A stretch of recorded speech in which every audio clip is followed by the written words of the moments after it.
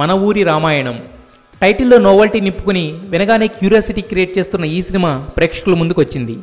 Malayalam cinema షట్టర్కు కొన్ని మార్పులు చేసి తెలుగు కన్నడలో బైలింగ్వల్ మూవీగా మలిచారు.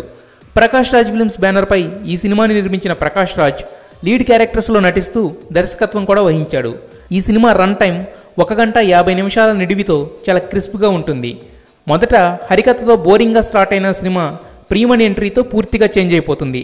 ప్రాస్టిట్యూట్ క్యారెక్టర్లో ప్రియమణి యాటిట్యూడ్ సింప్లీ సూపర్బ్. ఇక ప్రకాష్ రాజ్ నటన గురించి కొత్తగా చెప్పాల్సిన అవసరం లేదు. గెటప్ కూడా డిఫరెంట్గా ఫన్నీగా ఉంది. 30 ఇయర్స్ ఇండస్ట్రీ పృథ్వీ కెరీర్కి ఇదో మంచి చేంజ్ ఓవర్ మూవీ.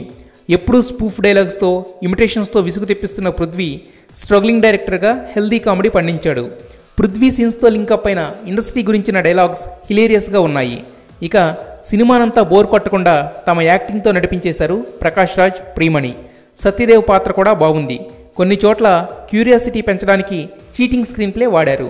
ఈ సినిమాతో ప్రకాష్ రాజ్ దర్శకుడిగా పర్వాలేదనిపించుకున్నాడు. కథలోని టెంపో కొన్ని చోట్ల మిస్ అయినా ఓవరాల్గా ఓకే అనిపించేలా డీల్ చేశాడు. సినిమాకి సోల్ నింపింది ఇళయరాజా బ్యాక్గ్రౌండ్ స్కోర్.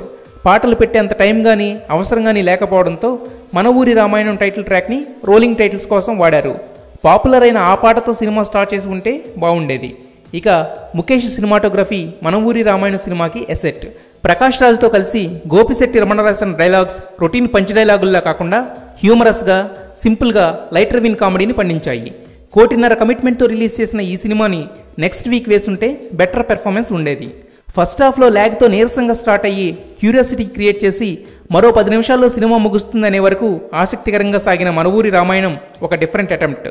అయితే అనుకున్న రేంజ్లో ప్రియమణి పాత్రలోని twist, Prakash Raj family bonding workout అయి ఉంటే సినిమా నెక్స్ట్ స్టేజ్లో ఉండేది. అవి రెండూ డ్రాప్ అవడంతో పర్లేదు అనిపిస్తుంది. కాకపోతే హడావిడి, కమర్షియల్ టచెస్ లేని సాఫ్ట్ థ్రిల్లర్ని ఇంటిల్లిపాది కలిసి చూసేట్టు తీశాడు ప్రకాష్ రాజ్.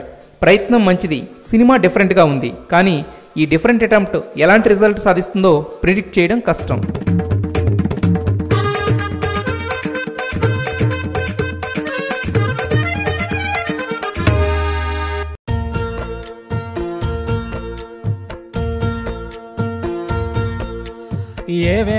ఏవేవో చూస్తూనే ఉంటాం. గారు బాగానే చేస్తున్నారే, మంచి మనసే. ఏమేమో మాట్లాడుతుంటాం, పనికొచ్చే విషయం తప్ప.